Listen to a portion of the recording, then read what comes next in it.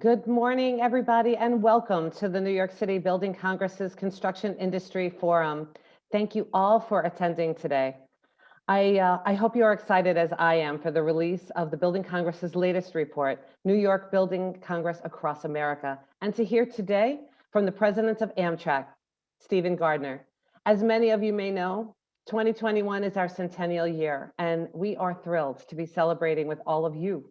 Over the last 100 years, the Building Congress has grown and evolved as our members have worked together to shape New York into the incredible city it is today. Throughout 2021, we will be coming together to highlight the remarkable achievements of the Building Congress, its membership, and our industry as a whole. Please continue to join us as we acknowledge and honor important milestones, projects, and individuals that have shaped our organization, the industry, and New York. We also hope to see you in person at the centennial events and activities in the near future. But until then, we are happy to meet online. For the full centennial calendar, please visit the Building Congress's Centennial website. I'd also like to give a special thank you to the Centennial Commission co-chairs, Frank Siami, Chairman and CEO, Siami Construction, and Dominic Servideo, Chairman, STV Group.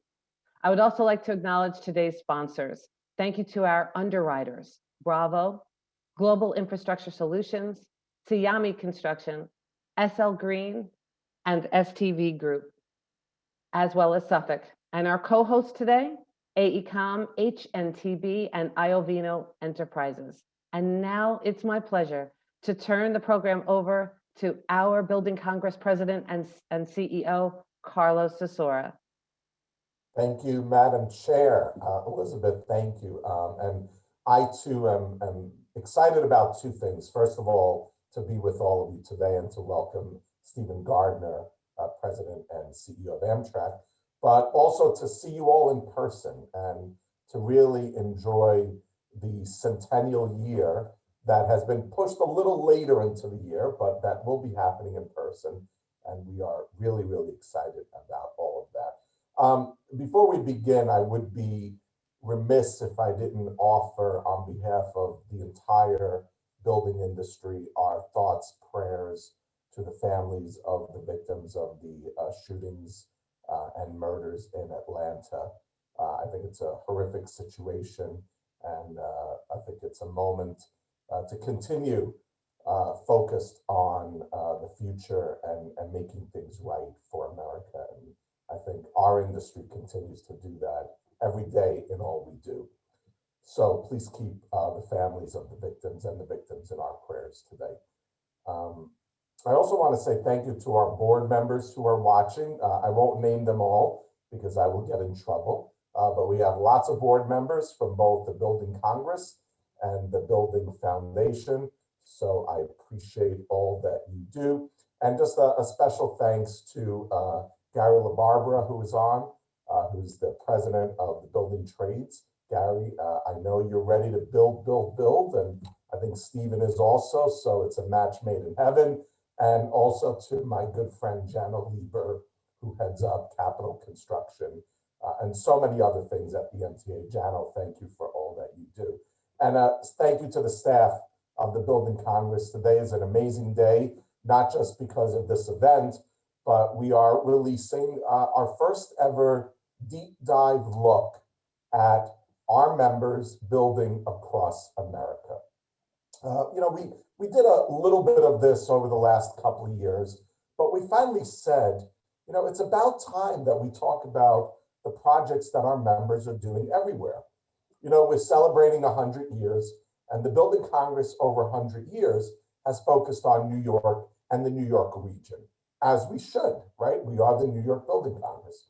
But the work of our members, the business of our members, the job creation, the economic activity, the billions and billions and billions of dollars that our members create into the national economy have to be celebrated. And the issues facing our industry are not just issues in New York, they are issues across America.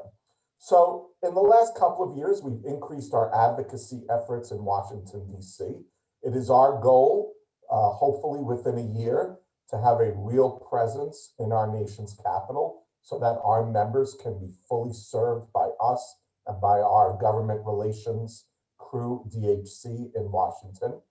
But we also aim to quantify the impact that the members of the Building Congress have across America.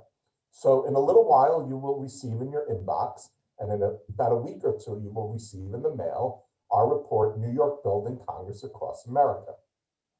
So how did we come to this? Obviously, we can't look at every project across America, but we used a representative sample of our membership.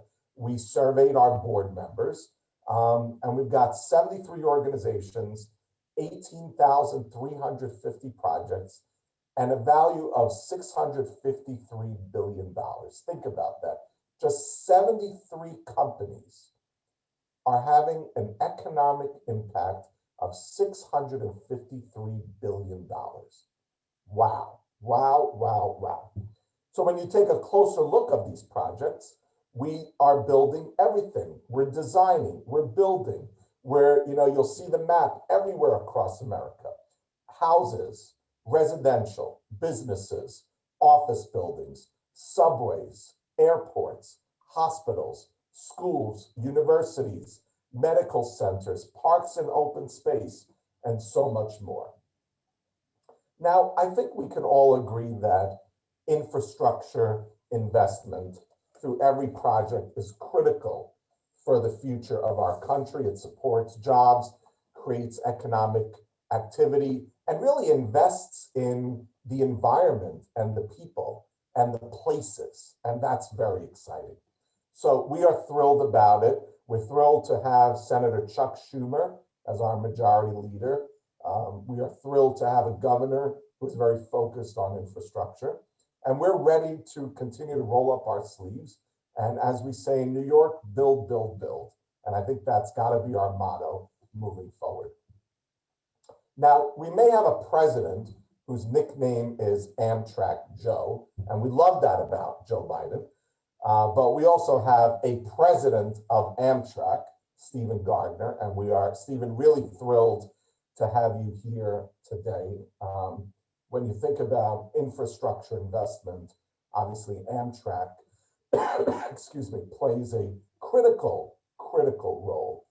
And there are so many projects that I know we're going to talk about. We and many organizations across the New York region have continued to say that Gateway is clearly the most important and critical project because it affects so many different states and regions. So Stephen Gardner is the new president of Amtrak. He began in December 2020. He leads Amtrak's day-to-day operations with an emphasis on regaining and growing customers and partners throughout the strong delivery of Amtrak's operations and really advancing the long-term goals of Amtrak. And I think we're going to hear a little bit about that today. Stephen served as Amtrak's Senior Executive Vice President and Chief Operating and Commercial Officer. He's been with Amtrak since 2009 in a variety of capacities. Before that, he worked for the Subcommittee on Surface Transportation and Merchant Marine Infrastructure in the U.S. Senate Commerce, Science, and Transportation Committee. So, Stephen, that is all I am saying about you. I can go on, but it's really an honor to have you with us, and we turn it over to you. Thanks so much, Carlo, and Madam Chair, it's great to be with you. It's really a pleasure to join this event and be able to speak to all the Congress's members who are here today. It is an incredible feat what this collection of organizations accomplishes for the nation. And it's great to be here with you talking about Amtrak's interest in expansion, improvement, and growth across our whole network, but particularly we'll focus today, of course, on the New York region. I really do appreciate all the support that Amtrak receives from many of the members of the Congress, all the work that you do with us on behalf of us, or in partnership with our other parties who we work with to enhance and improve our network. So let me just start with a big thank you for that. So today we're going to look ahead a little bit to the future. Amtrak does turn 50 on May 1st. It's our 50th anniversary here. And also an important milestone coming up on April 1st. It's 45 years since Amtrak became the owner of much of the Northeast Corridor. And just to give you a quick introduction to the company, many of you know us well, but it's always good, I think, to just sort of remind folks exactly who we are and what we do. So first, we're a federally chartered corporation, sort of a strange enterprise in a way, or owned by the US government. We are governed by a presidentially appointed board that's confirmed by the US Senate. And we pursue a public purpose, but operate like a business. And you can see our mission here up on the screen. Fundamentally, we're trying to create passenger trips as an alternative to other modes, and do so by having high quality trip time competitive service. We're about a $5 billion company in terms of spending every year. Majority of that's an operating expense, but our capital numbers have been growing. And that's primarily funded by ticket revenue, first and foremost, in normal times, and then followed by federal, state, and commuter funding. You see some of the facts over here on the right in terms of our size. We are across 46 states in the nation, 3 provinces in Canada. If we move ahead to the next slide here, we really operate 2 primary businesses. People think about Amtrak, and one of the great things we have accomplished in 50 years is that people know what Amtrak is generally. It's got, as a brand and as a mode, people know and like Amtrak. They appreciate train travel, and we see growing interest and acceptance across the country. But most people know us for what I call sort of our airline business. It's I think an easy way to understand. It's that retail, consumer, direct retail transportation business, just like airlines engage in. We sell transportation to customers, and we do so across 3 service lines: the Northeast Corridor, our state-supported corridor routes, which make up about half of all of Amtrak's ridership. And they are basically corridors of 300 or so miles that we operate in partnership, in cooperation with our state partners. And then our long distance routes. These are our 15 routes that span really the continent and connect our major regions and the major metropolitan areas with small towns and intermediate cities along the way. We're also a provider of commuter operations, and I have actually it's a pretty big bus network and a whole other series of operations in this airline business. Our other biggest business is really our airport business. This is our infrastructure provision business, where we own, operate, maintain, and develop a whole series of critical infrastructure elements, primarily in the Northeast, but also in a few spots around the country. And this infrastructure is used by Amtrak, but most often, in fact, by other tenants. In fact, on the Northeast Corridor, for instance, there's about 2,000 or so daily train movements up and down all of the Northeast Corridor, most of which Amtrak owns and operates. But Amtrak is a relatively small portion, of those trains, and we make up about half of the train miles, but only a relatively small portion of the actual train movements. So we're in this business of providing infrastructure like an airport. We've got 3 primary partners and customers beyond, obviously, our end user, our core customer, our rider. And that's the federal government, who owns us. And we really are sort of the operating arm of federal policy for intercity passenger rail. States and their authorities, who are our partners for parts of the network and work with us around the nation. And of course, our commuter railroads, where we provide infrastructure, and we also are a tenant on many commuter railroads and utilize their infrastructure and facilities. So here's a quick picture just of the network. Everyone, I think, knows the basics here. As I said, we've got these different parts of our network here you see in yellow, blue, and red. And one of the things we'll talk about a little bit later is that this network looks surprisingly like our network in 1971. And that is, it's a real problem, in fact, because the nation does not particularly look like it did in 1971. But we've got this great foundation, and the question is, what do we do with it? How do we build? How do we grow?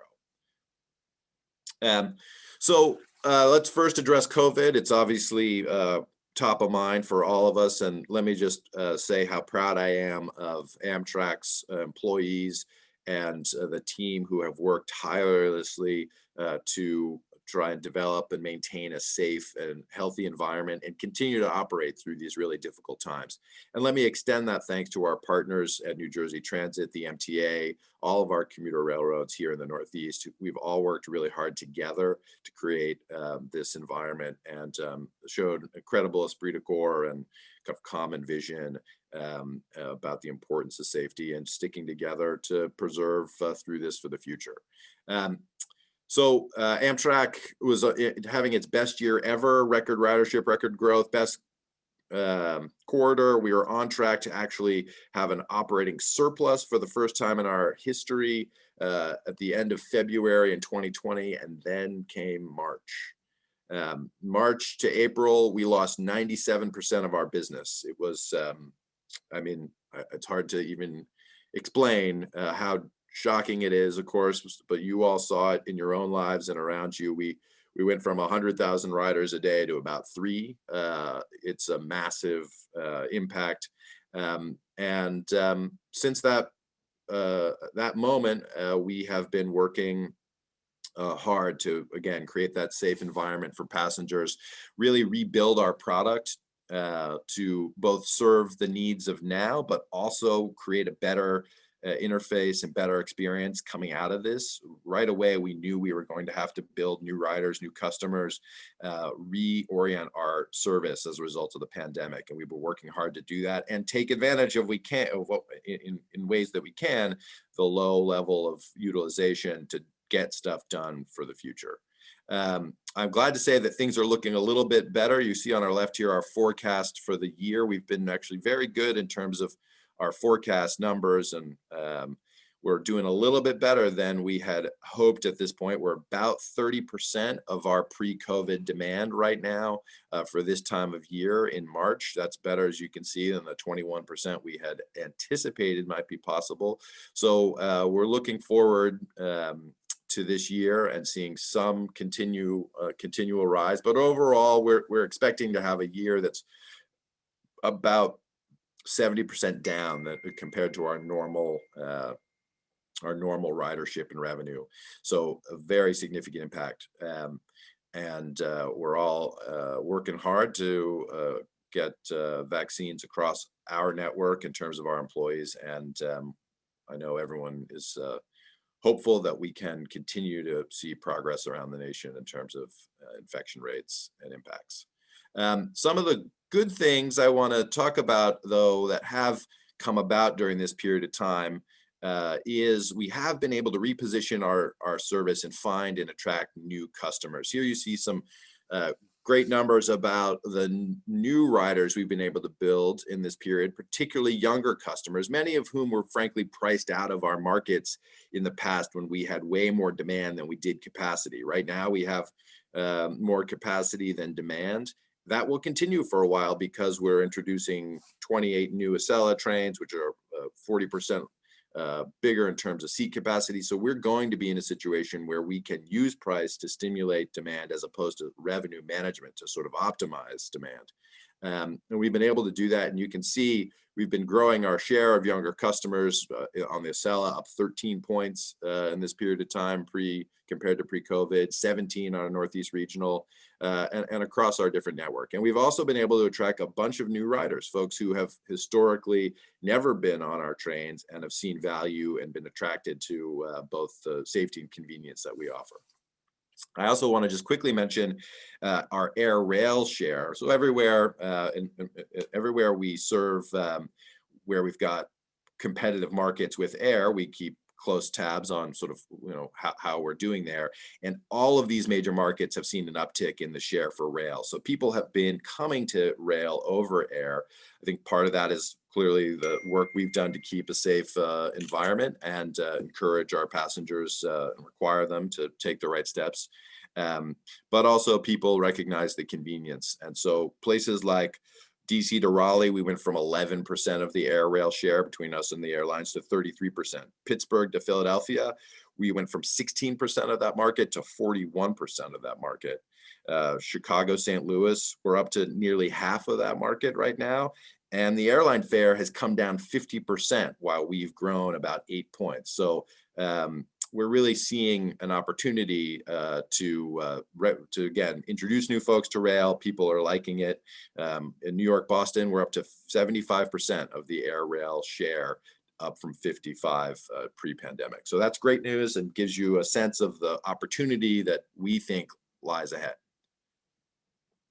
Of course, the future is only possible if we can survive this year, and I'm really happy to say that Congress and the administration have been very supportive.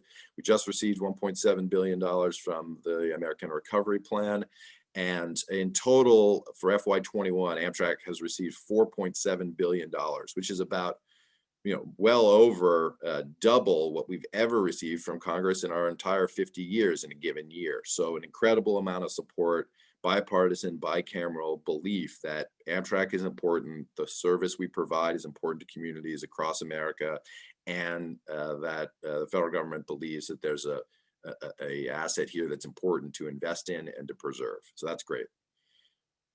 And I shouldn't, especially with this crowd, shouldn't miss the opportunity to recognize Senator Schumer's particular role in supporting Amtrak through this process. He's just been a fantastic champion, an incredible leader, and a huge advocate for intercity passenger rail and Amtrak investment. So next comes the infrastructure bill and surface reauthorization, we hope. Everyone's quite familiar, and you're doing a great job getting the message out about how important your members are to the national economy and how the work that they do spans the nation. I do think there's strong bipartisan support here. The real challenge is how to pay for it. This has been the challenge. Everyone likes to talk about this as something everyone can agree on, but when it comes to raising the cash, in fact, there is not agreement. There hasn't been agreement, and it's tough. And at 50-50 Senate, it couldn't be tougher to find a common path forward. So I'm hopeful, I'm optimistic, but we shouldn't kid ourselves so that it's a very difficult challenge to figure out how to create the resources that everyone wants to invest. And there's going to be real challenges about the policy of those investments. Where do they go? What things are we supporting? What outcomes is the federal government looking for? For rail, there's never been a better alignment of supporters in kind of critical positions across the federal government. Obviously, the president, as you mentioned, Carlo, is a big supporter of passenger rail. We're of course honored to have his nickname be associated with our company, and we're really excited. But there's going to be huge competition for resources. The needs of the nation are enormous in every space. Your members know that, across healthcare and infrastructure and like broadband and wastewater, and I mean there's just a huge need. So we really have to work hard to get folks to understand the role that rail can play in this overall picture. I do think the pandemic and climate allow the nation to think bigger, and that's important. So we're working hard to develop a plan to move forward and put forward to Congress the kind of things that we think can be done. Okay, our priority for reauthorization and for infrastructure, of course, is to recover the system. We've got to keep this level of investment to get back to a strong position. Then we need to create a reliable multi-year source of funding for this effort, because without stable funding for the long term, you cannot undertake the big projects and investments we need to make. Those big projects are the Northeast Corridor, renewal and improvements. We'll talk about those in a second, and growth across our national network. All this is going to take a strengthened partnership with states and our federal agencies. And we're really focused on climate and equity because we can make big contributions in those areas. Next slide. For the Northeast Corridor, we'll go through the projects here quickly, but the main point is we actually, for the first time as a region, all the entities have a common view about the future. It's called the NEC Future program. It's something that we developed with the US DOT and Federal Railroad Administration. It gives us a blueprint of all the work that we collectively need to accomplish between now and 2040, so to speak.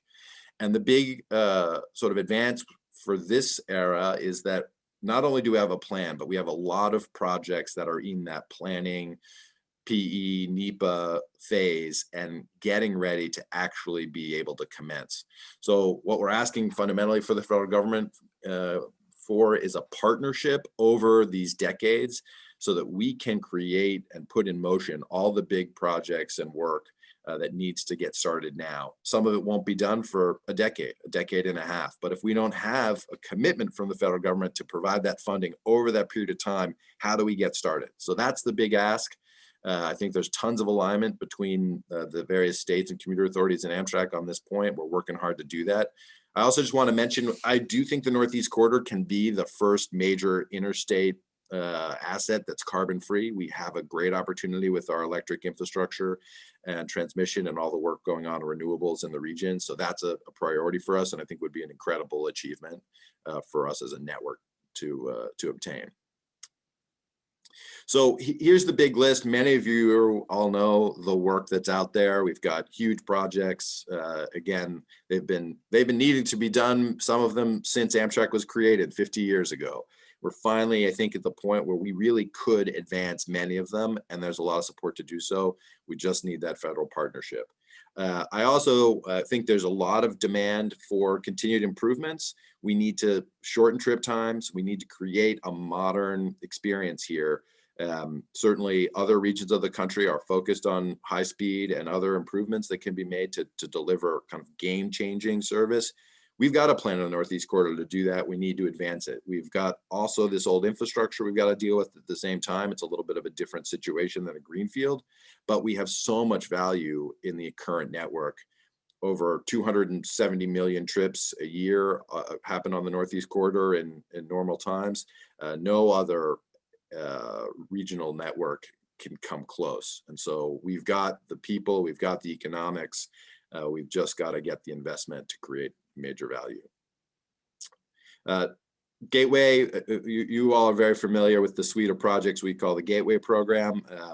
Great, so momentum this year in getting the GDC, the commission stood up by the two states, advancing on Portal Bridge, which I'll talk about in a second, and hopefully very soon getting completion of environmental work on the Hudson Tunnel.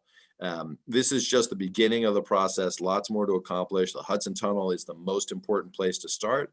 We're working hard on completing with DOT, who's leading this, the record of decision work. That will open up a whole new phase of development here and commence really the final design process and construction so that we can undertake this enormous improvement. Fundamentally, this permits us to rehabilitate the existing tunnel infrastructure and then also create, when that's done, 4-track capacity needed to grow the service that's so important to the region's vitality. Next slide, we will talk a little bit here about the North and East River tunnels. As I said, the Hudson Tunnel's primary purpose is to ensure that we can fix what you see here today, which is a crumbling infrastructure in the existing tunnels that were damaged by Sandy. I think everyone here knows the story very well. A lot to do and a complicated prospect to fix it. We've got to repair, replace, and upgrade all sorts of aspects of this existing infrastructure, from the bench walls to the power systems to the liner of the tunnel itself to the ballast track, which is a design that was state-of-the-art in 1910 but was eclipsed not too long thereafter and is still something we're living with today. This is true in both sets of tunnels, and we're focused first on really the NRT and ERT reliability in the near term. We've got to shore up the reliability of these assets until we can replace them in full.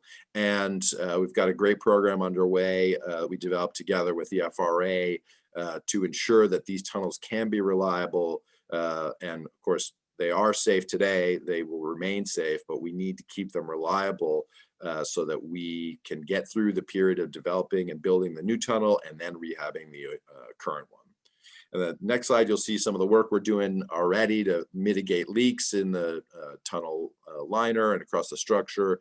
Here you can see us digging out and cleaning out all the drainage. For those of you who know, the drainage is a major source of problems here. We have water in the tunnel that does not have a great place to exit the tunnel, and that allows it to mix with chlorides from the brackish water from Sandy and create continual corrosion and degradation. So lots of work underway to keep the elements here as we replace kind of key points. Now we go to Portal next. And let me just focus in on the great work we've done with New Jersey Transit, who's really the leader of this program for us, with the support of everyone involved in the Gateway community. We're really excited to have this program begin. It's the big kickoff, frankly, of Gateway to get this underway. A great new bridge is going to be built, and it's really represents the first major kind of collaborative effort between the intercity and transit for the Northeast Corridor. A huge project done together collaboratively, involving a lot of support from the A&E community. Looking forward to putting lots of people to work, building a great new structure as we commence this time of work, and then hopefully follow it on with many of the other projects in Gateway. Penn Station, obviously, huge focus of future work and ongoing planning.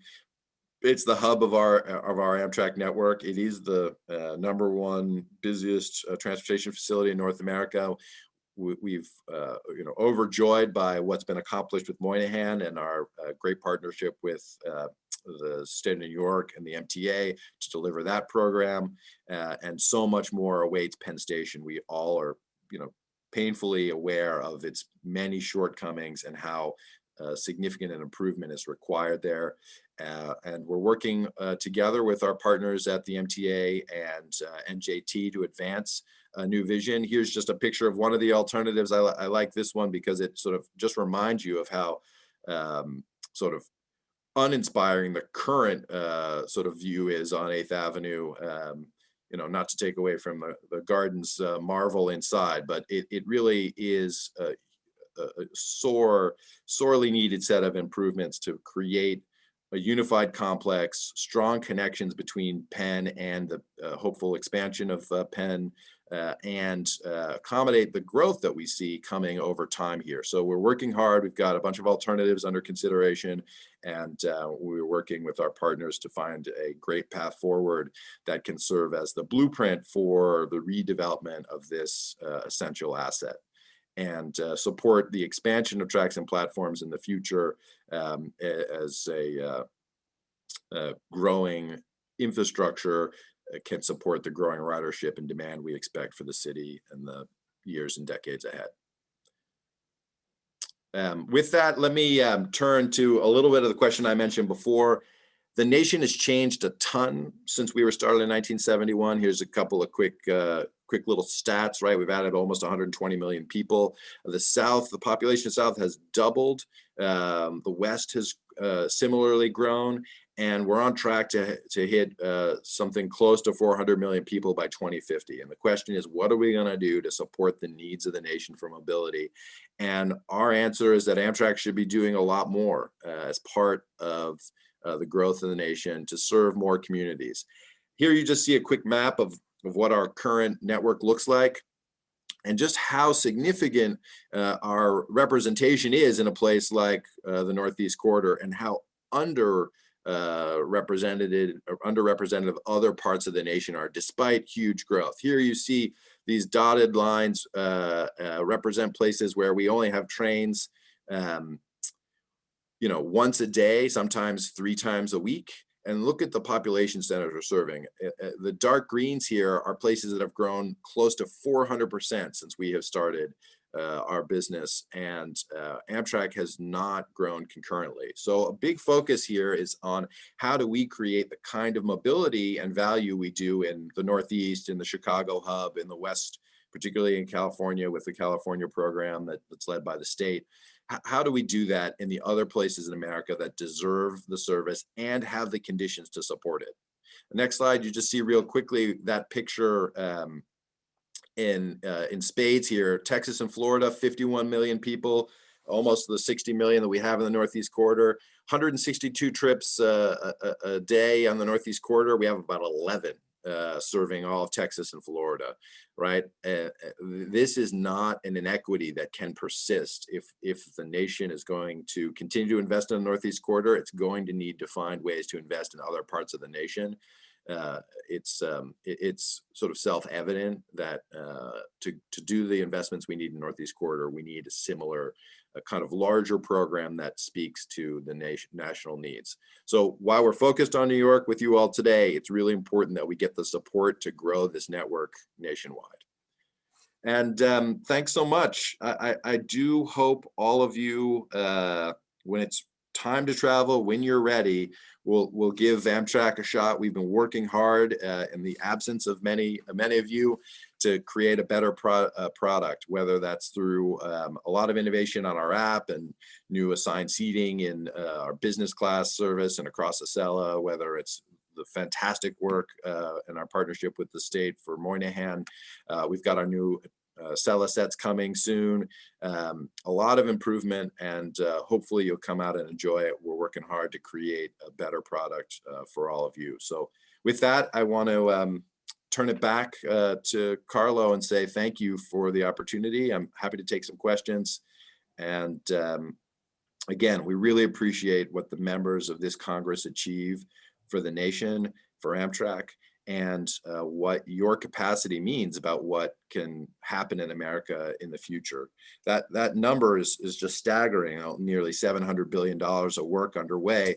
And sometimes, you know, when I look at the numbers that need to be invested at Amtrak, $45 billion of backlog across the state of good repair in the Northeast Corridor. We've got $30 billion just in the next 10 years of major projects we'd like to advance. And I think, how can we do that? But when I see the numbers and the efforts that you all are already managing today, I know we have the capacity and wherewithal in this nation to build big and deliver the generational investments that, frankly, it's time for our generation to do. We've lived far too long on the efforts of our predecessors, and we're excited at Amtrak to make that contribution to the future of the nation. So thanks so much for your help in doing that. We appreciate the time.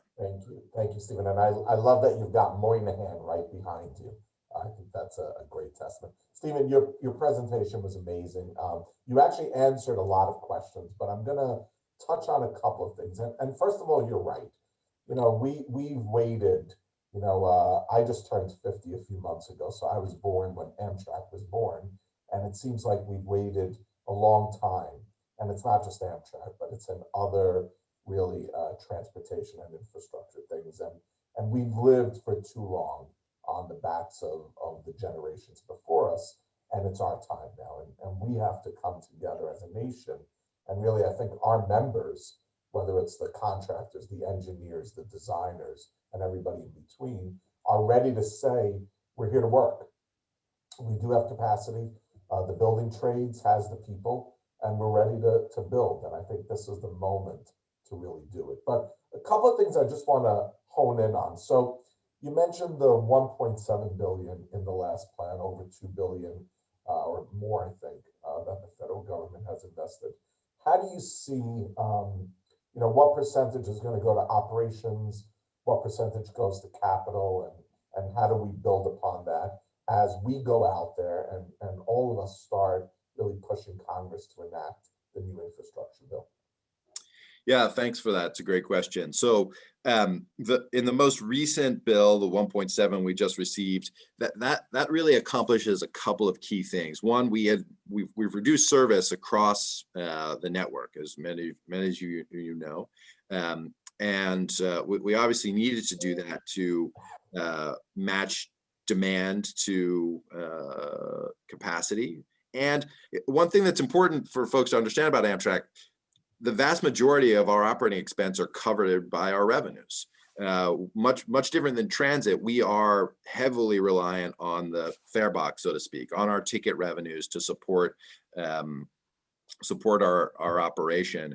And so we didn't have other sources of revenue. We needed to act fast to reduce costs where we can. But we did get strong support from the federal government. and to continue our program and our service. And so this 1.7 billion helps us return service, particularly across our long distance network, where we had moved our service to tri-weekly trains instead of daily trains.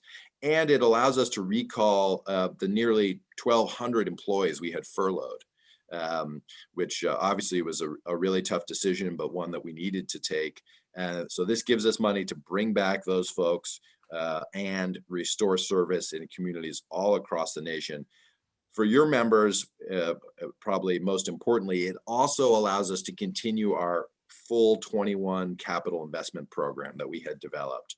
So this plus the investments prior, which really essentially substituted revenue we normally get from tickets with federal dollars, allow us to continue our program of aggressive investment. That investment includes advancing on our big infrastructure projects in the Northeast Corridor. So that's creates the dollars for us to move forward on our share of the Hudson Tunnel program, helps to support our BMP, our Baltimore and Potomac tunnel program, move forward on big fleet acquisition. This is a major issue. We didn't spend too much time today, but many of the vehicles that we have are born the same year I am. I'm not ready for retirement, but they definitely have earned it, and we have to replace the fleet. So the good news is that we are in full investment mode again. We certainly did cut back on capital investment as we conserved cash in the early phases before we knew what level of support we'd have from the government, but we're able to charge forward here, and we are looking for those opportunities across the network to spend money in the right targeted improvements that are going to both help us build new ridership and growth, but also take advantage of the time that we can. We've done just a recent job in our Baltimore and Potomac tunnel to stabilize the situation there, not unlike what we're have to do in the NRT. That would have taken us normally 3 years, and we did it in 3.5 months, right? So trying to spend money wisely to take advantage of the time. I think the big message for the Congress, I would say, is we need the federal government to go big on creating a long-term investment pool so we can get started on these big things, right? How do we tackle a $4 billion tunnel in Baltimore, or the work we have to do all across New York and in Gateway if we don't know that next year we have a federal partner and the year after we have a federal partner? How do we sign contracts? How do we go to the market if we don't have a long-term commitment to fund these programs? That's why we're in neutral today on so many of these projects that have been needed to be done for so long. I think the federal government's receptive. They're ready for that message. We just got to help them get there, and we got to raise this to the top of the pile, because again, there are many hungry mouths, legitimate needs across the space of investment. But I think very few that deliver the climate impacts that Amtrak can.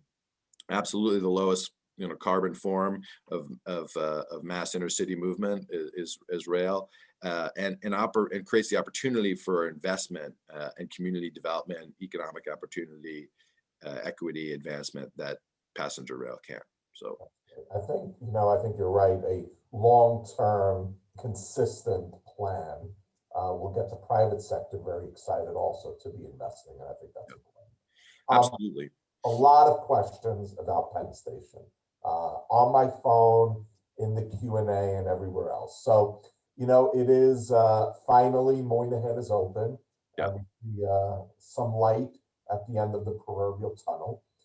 So I'd love to get, Stephen, your feelings on what's next. How do you envision the rebuilding of the current Penn Station?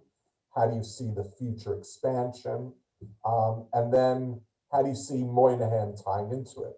And I think it's important to know that, that your customers on Amtrak may be not using all pieces of that, and MTA may be using a bigger piece, and New Jersey Transit a bigger piece. But I'd love to hear your thinking and strategy.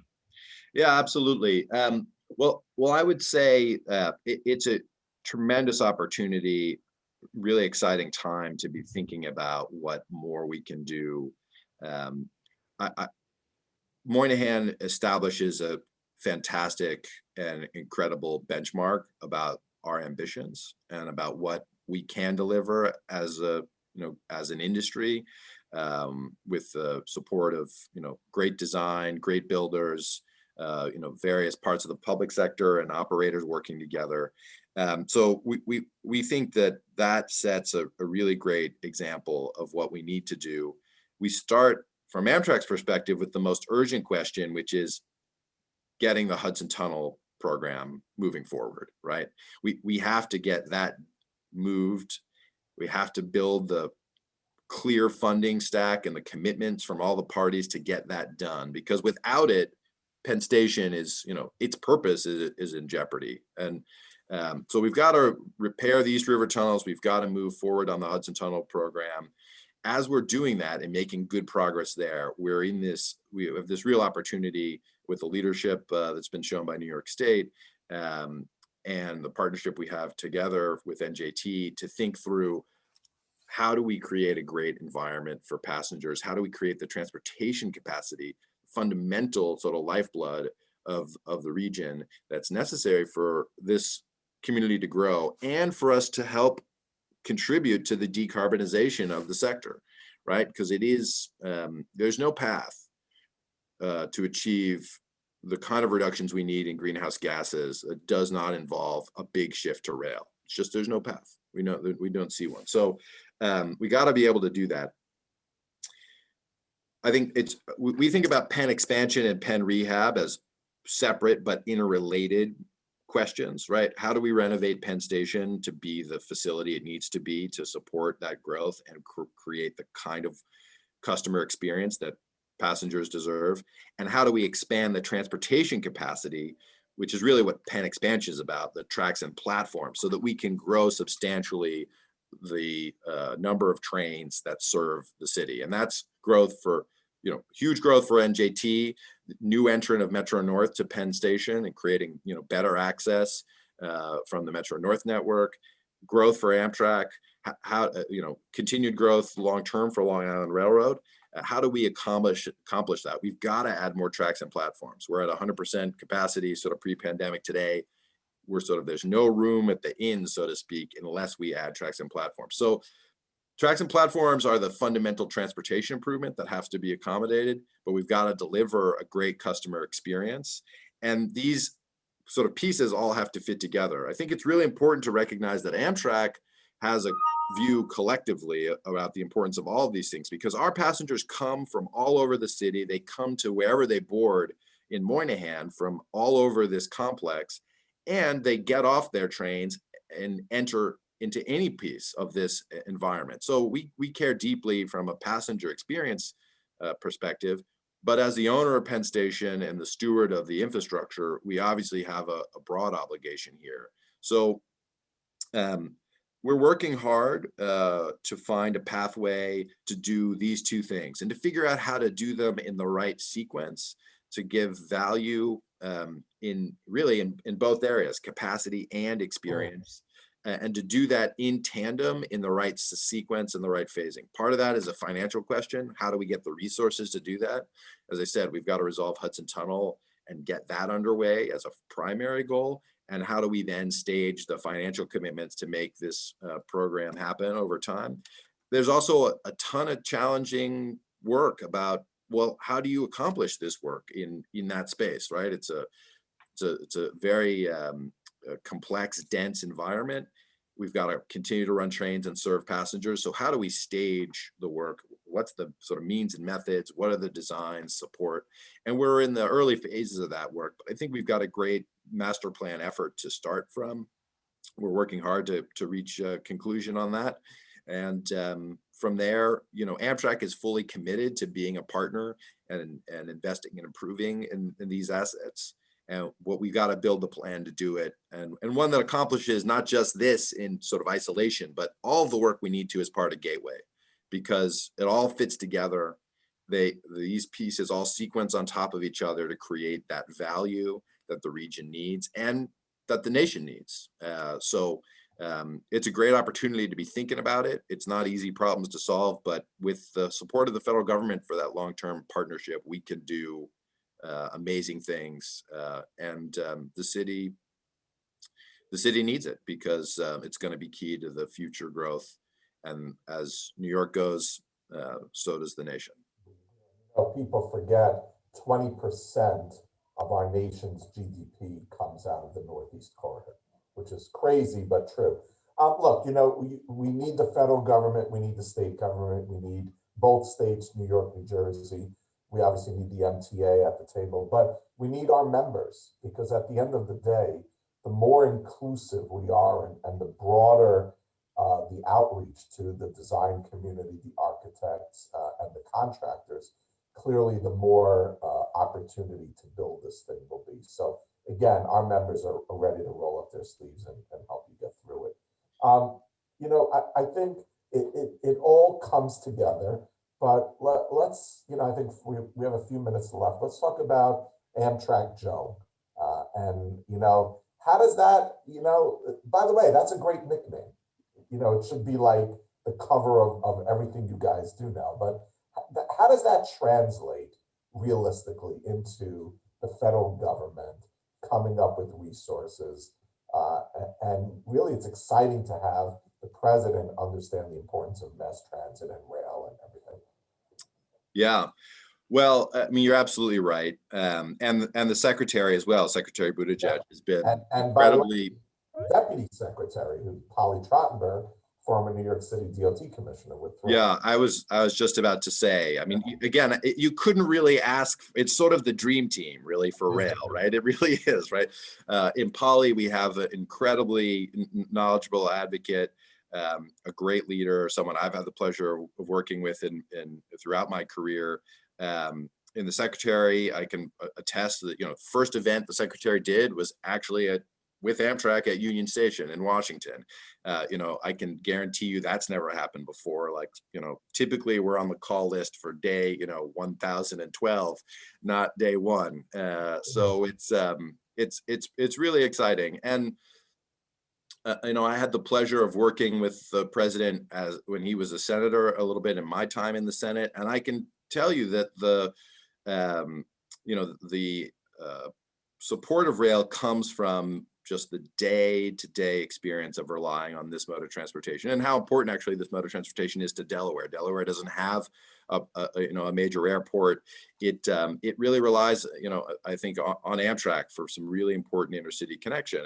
And I think the important thing about the president at this time is he understands, I believe, the role that rail can play and how having choice and having the option of rail can make a difference in people's lives, create opportunity, permit people to work in one city, but be home an evening with family and children in another, and expands the value of markets and creates opportunity for folks. So I think that he believes that, and having that perspective is incredibly important. But more fundamental, we all know the president believes in the power of building, the power of investing in common infrastructure and creating great public value out of the process. And I think he clearly sees the opportunity that harnessing public sector and private sector expertise and momentum on this can deliver for the nation at this time of need. So,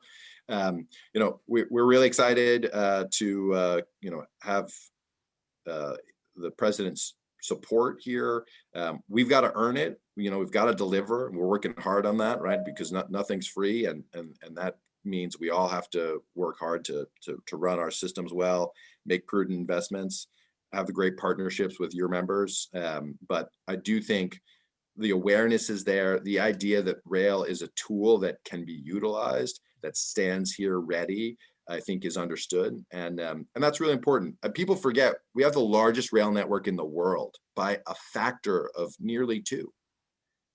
We just don't use it for passenger service, but we have incredible latent asset that's waiting to do a lot more for the nation. And we need both the passenger and freight side of the business to do more. And I think the president sees that, and hopefully we can charge out on that vision. Amazing. So final question, 25 years, let's put your future thinking hat on, Stephen. 25 years from today, you and I are gonna come back and have a coffee session. And what have we accomplished? Tell us what the landscape looks like. Okay, well, so three things. First, on the Northeast Corridor, we have achieved those generational recapitalization projects. We've taken the tunnel from 1873, we put it out to pasture, we built a new one that meets 21st century standards, has 100-mile-an-hour maximum speed, is safe, is efficient. I mean, we've done that work. We've built the Gateway program to double capacity into New York to create the kind of experience that the city deserves. We've done the work that, frankly, our generation has been charged to do. That is the first task, and in doing so, we have allowed this incredible asset to do so much more for the region and really contribute to the sustainable future and opportunity for the 60 million plus people in this region, and driven value for the nation in doing so. Second, we've recapitalized our fleet. By that point, 25 years from now, hopefully we're having to do it again. But we've really put modern rolling stock that is much more efficient and appeals to the modern era, right? Millennials are the majority of Americans, folks. They're the largest generation in the history. They don't have any connection to our 1975 equipment. It seems anachronistic to them. They don't care. Right? They don't care. They like trains, but they expect a modern experience. They expect, and look, the only reason America doesn't have a great system like everywhere else in the world, I get this question all the time, is because we chose to not create one. It's not that we're incapable. It's not that we don't have the markets for it. It just is a question of will. And the new generation, I think, wants it. And we got to deliver that. And that's going to be equipment, stations, and experience. And then last but not least, we need to be in more parts of America. We need to do what we do in the Northeast Corridor in places like Atlanta, on the Front Range, in Texas, in Florida. If we don't, Amtrak's going to become a regional player, and the fight to get the resources to do what needs to be done in the Northeast Corridor is going to be so much harder. Great. Well, it sounds exciting.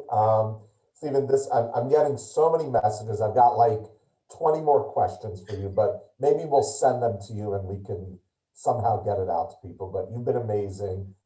We hope to have you back. We hope to see you in person. I will tell you that our members, particularly some of our national members, will be spending some time with me in Washington in the coming months to really continue to step up the discussion on the national infrastructure plan and everything. And we're excited about celebrating 100, and we'll make sure to invite you to some of our wonderful 100th anniversary things. And Amtrak is clearly a part of the success of our 100 years. And I thank you again. And to all of you watching, I hope you enjoyed it. This was a really amazing presentation. You should have our report in your inbox. I urge you to read it. Give us your comments, and this is the beginning. There will be follow-ups to this report and a lot more to come. So our board members, thank you. Our staff, thank you. Liz Velez, Chair, thank you. And Dominic Servideo, STV, Frank Siame, thank you for being amazing co-chairs of our centennial. Have a great day, everybody. Stephen, have a wonderful day. Thank you. Thank you.